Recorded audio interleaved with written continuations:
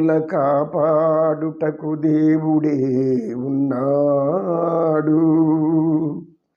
దేవుని నమ్మినవాడు ఎన్నడూ చెడిపోడు. రారా కృష్ణయ్య, రారా కృష్ణయ్య, దీనులను కాపాడ రారా కృష్ణయ్య. కృష్ణ కృష్ణ అని వేడుకుంటారు పరమాత్మని. కారాగారంలో ఉన్న తన తల్లిదండ్రులు వారిని ఎలాగైనా ఇప్పుడు వారికి శాంతపరచాలి, వారిని శాంతస్వరూపులుగా మార్చుకోవాలి. ఇది బిడ్డల ధర్మం అని పరమాత్ముడికి లోపల తెలుసు. అది అందరికి చెప్తాడు, గొప్ప వాళ్ళకి అందరికీ. మీరందరూ కూడా ఇవన్నీ కూడా సర్దుకుంటా ఉండండి.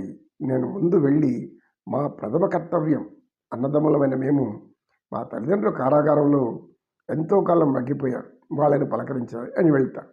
వెళ్ళి నేరుగా వశమైపోయింది కాబట్టి ఇంకా అందరూ ఆయన చెప్పినట్టే వినాలి. కనుక ఆయన పోతుంటే అన్నీ కూడా కారాగారాలన్నీ కూడా తెచ్చిపెట్టేశారు. తన తల్లిదండ్రులు విడిపించారు. విడిపించి ఇద్దరు కూడా సాష్టాంగ పాదాల మీద పడ్డారు. దేవకి వసుదేవులకు వాళ్ళ పాదాల మీద పడుకున్నారు. వెంటనే ఏం జరిగిందంటే అప్పుడు ఆశ్చర్యంగా వసుదేవుడు దేవకి ఇద్దరు కూడా వాడికి దిగ్భ్రాంతి చెందారు. ఎందుకు దిగ్భ్రాంతి? వాళ్ళ హావభావాలు ఎలా ఉన్నాయంటే, వాళ్ళు లోపల వీరెవరు? నారాయణుడు, నారాయణ అంశం శ్రీకృష్ణుడు, ఆదిశేషుని అంశం బలరాముడు. వీళ్ళు మన పాదాలు తాకితే పొరపాటు కదా, తప్పు కదా అని దూరంగా జరిగారు. అంటే భయం కాదు, భక్తి. భగవంతుడంటే భక్తి, ఎక్కడ లేని విశ్వాసం. ఎందుకు? నారాయణుడు ముందే చెప్పాడు కదా, నేను మీ కడుపు గర్భంలో జన్మించి ఆ యొక్క దుష్టులను సంహరిస్తానని మాట ఇచ్చాడు ఆయన. కనుక దేవకి వసుదేవులకి తెలుసు. దేవకి వసుదేవులు అలాంటి భావనలోకి వెళ్ళిపోయారు. వాళ్ళు వెళ్ళిపోయి దూరం జరిగారు. అప్పుడు శ్రీకృష్ణుడు అర్థం చేసుకున్నాడు. శ్రీకృష్ణ పరమాత్మ అర్థం చేసుకొని తన అన్న బలరాముడితో కూడా ఒక చూపు చూసి అప్పుడు ఇలా చెప్తాడు, నేను వైకుంఠంలో ఉంటే మహావిష్ణువే, కానీ ఇక్కడ నీ గర్భమును జన్మించిన బిడ్డను నేను. తల్లి దేవకీ మాత, మేమిద్దరము నీ బిడ్డలం. నీ యొక్క గర్భంలో నుంచి నేను వేరొక దగ్గర పెరిగాను. అన్న నీ గర్భం నుంచి ఇంకొక రోహిణి గర్భంలోకి మార్చబడ్డాడు. ఇద్దరం కూడా మీ బిడ్డలమే. బిడ్డలను తల్లిదండ్రులు ఏ విధంగా ప్రేమించాలనో, ఏ విధంగా ఆదరించాలనో, పసితనంలో ఏ విధంగా లాలించాలనో తల్లిదండ్రులకు తెలిసినంత ఇంకెవరికి తెలియదు కదా. అలాంటి ఆలన లాలన పాలన మాకు కావాలి. మీరు ఆ స్థితిలోకి వెళ్ళిపోకండి, గతంలోకి వెళ్ళొద్దండి. గతంలో మేము ఎవరమో అనే ఆలోచన వద్దు ఇప్పుడు మీకు కావాల్సింది తల్లి తండ్రిగా మమ్మల్ని ఆదరించడం. ఎందుకంటే శ్రీకృష్ణుడు అక్కడ చిన్నగా కళ్ళు చెమరుస్తాయి అతనికి. ఎలా చెమరుస్తాయంటే, తల్లిదండ్రులారా, చిన్నప్పుడు నేను మిమ్మల్ని కాపాడుకోలేకపోయాను, చిన్నప్పటి నుంచి మీ ఒడిలో పెరగలేకపోయాను. తల్లి దేవకీ మాత, తండ్రి వసుదేవ, ఎందుకు అంటే ఈ యొక్క కంసుని యొక్క దుర్మార్గాలకు నన్ను తీసుకెళ్ళి రేపలలో ఉంచేశారు.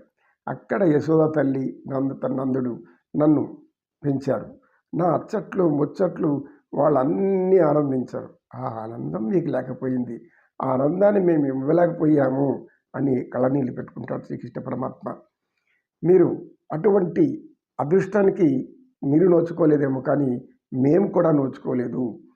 కన్న తల్లి ఒడిలో పెరగడం కంటే పసిబిడ్డలకి ఏం కావాలి? పిల్లలకి కన్న తల్లి తండ్రి ప్రేమలతో చిన్న వయసులో ఆ ముచ్చట అచ్చట ఆ యొక్క దివ్యానుభూతి ఆనందమే వేరు. బిడ్డ కన్నప్పుడు సహజంగా మన లోకం తీరు చూస్తే కూడా ఎవరైనా కానీ గర్భం ధరించినప్పుడు ఆ స్త్రీకి ఒకవైపు ఆనందం అన్నమాట. ఎంత ఆనందం! తను తల్లి కాబోతున్నాను, ఒక బిడ్డకి తల్లి కాబోతున్నాను, ఆ బిడ్డకి మాతృవాత్సల్యాన్ని ఇస్తాను, మాతృప్రేమని ఇస్తాను, తన యొక్క వక్షస్థలం యొక్క ఆహారాన్ని ఇచ్చి తన హృదయానికి అతుక్కుని ఆ బిడ్డను ముద్దు మురిపాలు తీరుస్తాను అని ఆనందంతో ఊగిపోతుంది. ఆ తల్లి ఉండిపోతుంది. ఆ అవస్థను కూడా భరించదు. గర్భం పెరిగే కొద్దీ బరువు అవుతుంటుంది. ఆ యొక్క ఉదరం పొట్ట భాగం పెరుగుతూ ఉంటుంది. ఎంత జాగ్రత్తతో ఎక్కడ ఏం తగిలితే ఆ బిడ్డకి లోపల ఏమవుతుందో ఏమో, ఏం తింటే ఆ బిడ్డకి చెడిపోతుందేమో, ఇలా తల్లి ప్రతి క్షణం జాగ్రత్త తీసుకుంటుంది. తండ్రి కూడా అనుక్షణం ఏం చేస్తాడు, నువ్వు అలా చేయొద్దు, ఈ పనులన్నీ చేయొద్దు, ఈ కష్టాలు చేయొద్దు, నీకెందుకు వేరే వాళ్ళు పెడతాను, నువ్వు చాలా విశ్రాంతిగా ఉండే సమయంలో ఎందుకు, నీవు వట్టి మనిషివి కావు.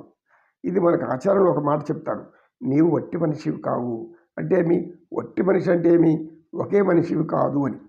ఒకే మనిషి కాదంటే ఏమి, మీరిద్దరు, ఎవరిద్దరు, నీ గర్భంలో ఇంకొకరు ఉన్నారు కనుక నీ వట్టి మనిషివి కాదు, ఇలాంటి బరువున్న పనులు చేయొద్దు అని మన వాళ్ళు ధర్మసూత్రంలో చెప్తారు.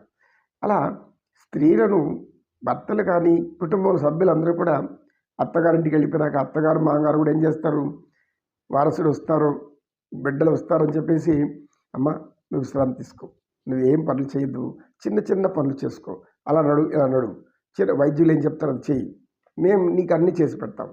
ఎందుకు, తన వంశానికి వారసుడు వస్తాడు. ఈ విధమైనటువంటి అనుభూతి అనుభవం మీకు ఇవ్వకుండా పోయినాము అని బాధపడతారు బలరామకృష్ణులు చెప్తారు. కానీ మీరు ఇప్పుడు చూపెట్టినటువంటి వాత్సల్యంలో అది మంచిది కాదు అని వారికి ఆత్మజ్ఞానం ఇస్తాడు ఆయన.